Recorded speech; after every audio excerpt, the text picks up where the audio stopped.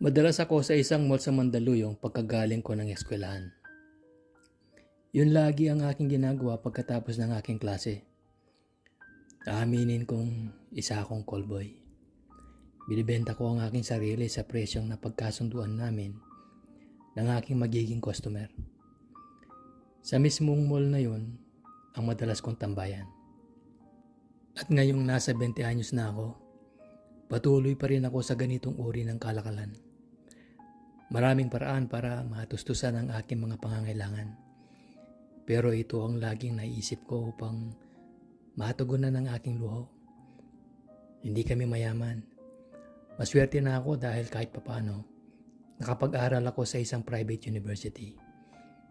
Kinakaya ng aking mga magulang na pag-aralin ako kahit pataas pa ng pataas ang tuition fee every year. Hindi rin sapat ang allowance na ibinibigay nila sa akin. Mahilig kasi akong bumili ng kung ano-anong gamit para sa akin sarili. Nung una, diring-diri ako sa aking sarili. Sa tuwing araw-araw, iba-iba ang taong nakakasalamuha ko at iba-iba ang lugar na pinagdadalhan nila sa akin. Andun ang takot, andun ang kaba, pandidiri. Pero kalaunan, nasanay na lang ako. Hindi ako katangkarang tao. Ang taas ko ay 5'5", pero nababagay naman sa maamo, ngunit pastigin ko raw na itsura. Medyo singkit ang aking mga mata.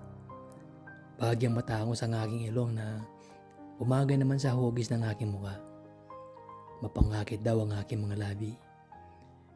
Yan ang sabi ng mga nagkakagusto sa akin. Hindi ko naman ipagkakaila na may itsura akong tao. Namana ko ito sa aking ama. Kaya hindi na ako nagtataka na may nakakagusto sa akin at sa tuwing nakatambay ako sa mall na yon, ay may mga lumalapit sa akin para itanong ang aking pangalan at ang aking numero. Maraming nagsabi na suplado raw ako dahil daw sa dating ng aking pagkatao. Tahimik akong tao pero nasa loob ang aking kulo. Kaya ang iba, nahihiyang i-approach ako dahil baka raw hindi ko sila kausapin. Kung kikilalanin lang naman nila ako ng lubusan, may iba ang definisyon nila sa aking pagkatao. May mga times pa nga na pag-iyakan, makikiiyak din ako. Madali akong maawa sa tao. Weakness ko ang nakakakita ng umiiyak. Pati ako ay nadadamay, lalo pa kung tungkol sa pamilya na ang dahilan. Marami-rami na rin ang nakakatikim sa akin. Minsan habang nakatambay ako sa mall, may lumapit sa aking lalaki. Gwaping at matangkad ang lalaking yon. Alam kong callboy din siya dahil madalas ko siyang nakikita sa 3rd floor ng mall. Bagamat sa 3rd floor din ang tambayan ko pero nasa kanang bahagi ako. Siya sa kaliwa. Sa tuwing andun ako, andun din siya. Alam ko naman na marami ring callboy doon na katulad ko. Swertihan na lang talaga kung sino sa amin ang magugustuhan ng customer. Tinanong ako ng lalaki kung gumigimik din daw ba ako katulad niya. Sabi ko, oo, kaso wala pang customer. Dahil medyo maaga pa namang oras na yon. Sumang-ayon siya dahil wala pa ring lumalapit sa kanya. Niyaya niya ako mag-yosi sa labas. Nagkakwentuhan kami hanggang sa hindi namin namamalayan na nagtatawanan na pala kami. Kung ano-anong topic ang napapagkwentuhan namin. Nakwento niya lahat ng karanasan niya bilang isang callboy. Lahat sinabi niya, maging ang problema niya sa kanyang pamilya. Natahimik ako bigla nang mag-umpisa siyang maging seryoso at ikwento ang buhay niya. Doon ko nalaman kung bakit niya pinasok ang ganitong kalakalan. Si Dave ang pangalan niya. Panganib siya sa 8 magkakapatid. Namatay daw ang tatay niya nung bata pa siya. Ang nanay naman daw niya ay may tindahan ng mga damit sa Guadalupe Mall. Ang iba niyang kapatid, bumukod na at nag-asawa. 3 na lang daw sila na wala pang asawa. Hindi na siya nag-aaral. Huminto siya ng 3rd year college. dahil sa problemang pinansyal. Gusto niyang mag-aral ngunit naisip niyang wag muna dahil baka mahirapan ng kanyang ina. Papatapusin na lang daw muna niya ang dalawa pa niyang kapatid bago naman siya. May awa akong naramdaman habang kinukwento niya ang tungkol sa buhay niya. Unang karanasan daw niya sa pagiging callboy ay nung minsang siya ang nagbantay sa store nila sa Guadalupe. Nag-CR daw siya noon nang napansin niyang tumitingin-tingin sa kanya isang lalaking katabi niya. Sinundan siya ng lalaki hanggang sa nagpakilala daw ito sa kanya. Kinuha ng lalaki ang kanyang number at binigay naman niya. Hanggang sa niyaya niya siya nito at binigyan daw siya ng pera. Wala daw noon ay inaisip niyang ibenta ang kanyang katawan. At dahil nga sa hirap ng buhay, kaya niya nagawa yon. Tutal, kayang-kaya niyang gamitin ang itsura niya sa ganoong trabaho. Hindi nalalayo ang kwento namin ni Dave. Habang nagkukwentuhan kami, may nararamdaman akong paghanga sa kanya. At doon ko lalong napagmasdan ng kanyang itsura. Gwaping talaga siya. Lalo pa kung ngumingiti siya dahil lumalabas ang malalim niyang dimples. May konting pagkaingit pa nga ako nung naramdaman dahil pakiramdam ko nasasapawan niya ang itsura ko. Pero binaliwala ko yun. Pagkatapos ng kwentuhan na yun, hindi na kami bonik sa mall para mag-callboy. Niyaya niya ako sa bahay niya para mag-inuman.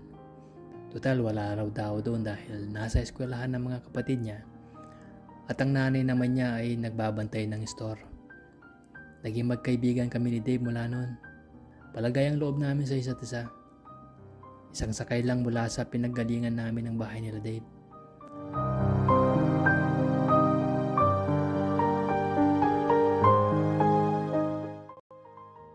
Magulo ang bahay nang dumating kami. At tulad nga ng sabi niya ay walang tao doon. Maluwag ang bahay nila Dave kaso medyo magulo. Inayos ni Dave ang bahay bago siya lumabas para bumili ng alak. Pagdating niya ay may dala na siyang isang case ng Red Horse at saka isang kahan ng Yossi at ilang pulutan. Hindi ako mahilig uminom.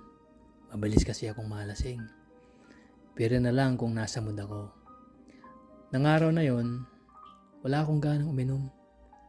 Sumang-ayon na lamang ako sa kanya para hindi siya mapahiya sa akin. At para na rin siguro i-welcome ang unang araw namin bilang isang magkaibigan. Sa sala kami ng inuman. Habang nagiinuman, pinagpatuloy namin ang aming kwentuhan. Tinanong niya ako kung paano ako nag-umpisa sa pagiging callboy. Simple lang ang sagot ko. Ang sabi ko ay trip ko lang. Natawa siya sa sagot ko. Habang tumatagal, kung saan na napunta ang usapan namin, kung saan siya dinadala at kung ano-ano pa. Hindi ko namamalayan na mauubos na pala namin isang case ng Red Horse. Tumayo si Dave at lumabas. Pagbalik niya ay may bitbit na naman siyang isang case ng Red Horse. Inamin ko sa kanya na medyo tinatamaan na ako. Sabi niya okay lang daw yun dahil pag hindi ko kinayang umuwi, doon na ako sa kanila matulog. Wala namang problema sa akin yun. Hindi naman ako pagagalitan sa bahay kung sakaling hindi ako umuwi. Nag-text na lang ako kay Erpat at nagpaalam na sa isang kaibigan ako magpapalipas ng gabi. Maya-maya pa ay dumating na ang kanyang ina kasama ang dalawa niyang kapatid na babae. Pinakilala niya ako sa kanila na dati niyang kamag-aral. Natawa ako sa pagkakakilala niyo sa akin. Ayaw niyang ipaalam ang totoo na sa mall lang kami nagkakilala. At mismong araw lang niyang kami nagkakilala. Hindi kasi nila alam na callboy si Dave.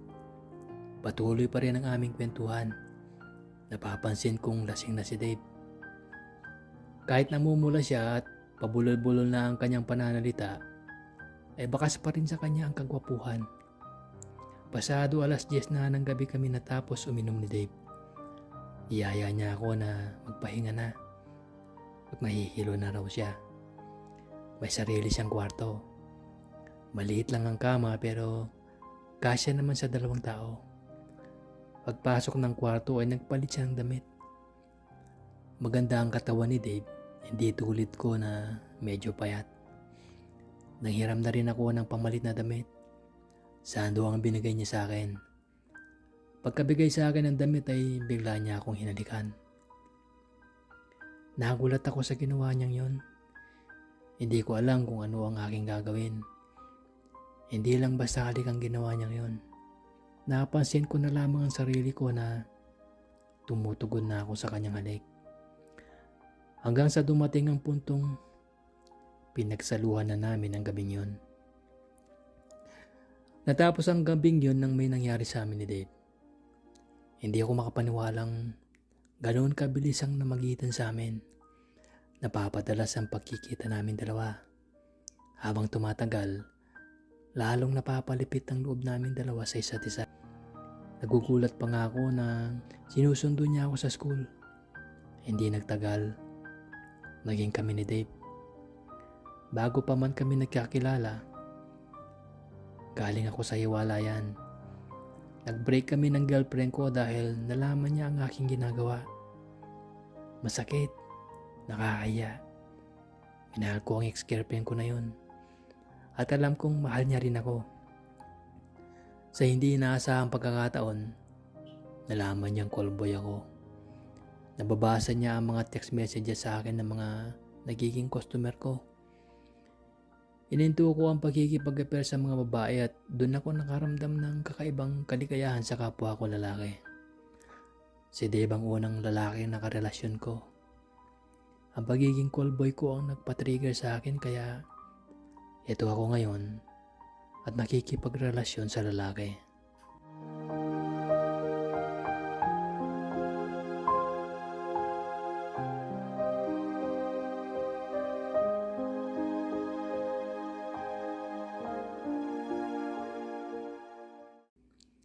Tumigil ako sa pagiging callboy nang naging kami ni Dave. At ganun din naman siya. Nangako kami sa isa't isa na hindi na kami kailanman magbebenta ng katawan. Sumang-ayon naman ako sa gusto niyang mangyari. Masaya ang naging pagsasama naming dalawa. Walang nakakaalam na may relasyon palang namamagitan sa amin ng higit pa sa pagiging magkaibigan. Madalas siya sa bahay namin at minsan doon na siya nagpapalipas ng gabi. Ang alam ng aking mga magulang ay classmate ko lang si Dave. Minsan dumadaan pa rin kami sa mall na yon kung saan kami nagkakilala. Nababalot pa rin ang prostitusyon ng bahaging yon. Marami pa rin mga bakla ang naglilipa na doon para makahanap ng callboy. Habang naglalakad kami ni Dave doon, may mga nakikipagtitigan pa rin sa amin. Marahil ay nakikilala nila kami. Mahal ko si Dave at ramdam kong ganun din naman siya sa akin. Kahit nakakadiri pa sa pandinig ng iba, kahit pang mali ito sa mata ng Diyos, kahit na walang batas dito sa Pilipinas na legal ang ganitong relationship, at kahit pa parehas kaming lalaki, hindi yun nagpatinag sa relasyon namin ni Dave. Ngunit habang tumatagal, nagiging malamig ang pagsasama naming dalawa. May mga bagay na kaming hindi na pagkakasunduan. Hindi ko nababanggitin pa ang lahat ng yun pero aaminin kong ako ang may kasalanan ng lahat.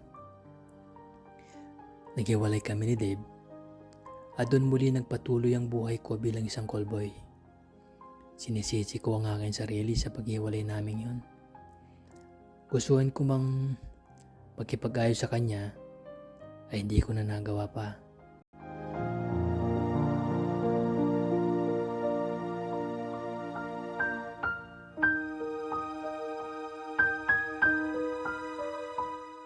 Masakit. Hindi ako manhid para hindi masaktan sa nangyaring hiwalayan namin ni Dave. Natagalan bago ko siya nakalimutan. Hindi naging madali sa akin ang lahat. Tuwing gabi, lagi siyang nasa isip ko. Ano na kaya nangyayari kay Dave ngayon? Callboy pa rin ba siya? Hindi na kami nagkita pa mula nang kami naghiwalay. Naisip kong puntahan siya sa kanilang bahay ngunit natatakot ako. Natatakot ako na baka hindi niya ako kausapin. Nagkaroon muli ako ng girlfriends. Pero naawi rin ang lahat sa hiwalayan. Pakiramdam ko kasi hindi pa rin ako handang magseryoso at magmahal. Lahat ng dumarating sa akin sa relasyon, mapalalaki man o babae, ay trip lang ang lahat. Sumali ako sa isang clan sa isang chatroom noon. Sa clan na yon, nakakilala ko si JP. Siya ang naging matalik kong kaibigan doon. Alam niya ang kwento ng buhay ko. Wala akong tinago sa kanya. Sinabi ko sa kanyang lahat. Ang pagiging callboy ko. Maging ang relasyong namagitan sa amin ni Dave. Palagay ang loob ko sa kanya. Nakikita ko sa kanyang pagkatao ang katangian ni Dave. Mabait si JP. Makalalahanin. Binibigyan niya ako ng mga simple ngunit may aral na payo. Pinapahinto niya ako sa pagiging callboy na agad ko namang sinunod. Hindi nagtagal, naging kami ni JP. At sa darating kong kaarawan sa ikalawang araw ng Abril, pagdiriwang namin ng 1 taon at 7 buwang pagsasama.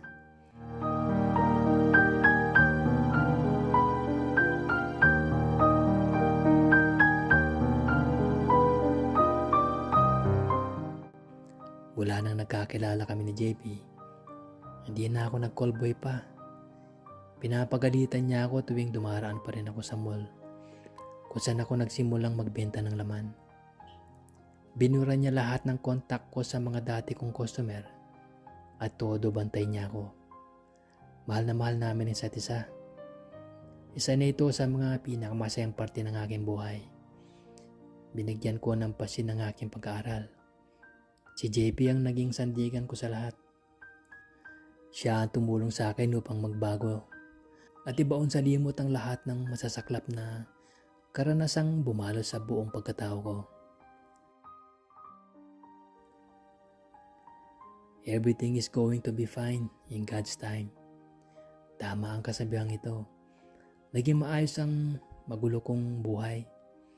Para bang isang click lang, nabago ang lahat. God is good. Hindi niya ako inayaang masira. Binigay niya sa akin si JP para makasama at para ituwid ang baluktot kong pagkatao.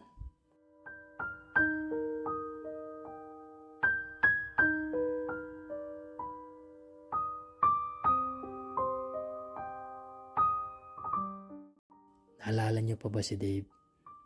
Nakakatawang isipin na sa tinagal ng panahong hindi kami nakita, ay nagkrus ang aming landas nang minsang duman ako sa mall para bumili ng pambango. May boyfriend na rin siya ngayon at pinakilala niya sa amin ni JP si Jack. Alay talaga ng mundo at ang bait ng Diyos. Biruin niyo, kahit may nakalipas sa aming dalawa ni Dave, ay naging isang mabuti kami magkaibigan ngayon. Nabuo ang isang magandang samahan namin bilang magkaibigan nila Dave, Jack at JP.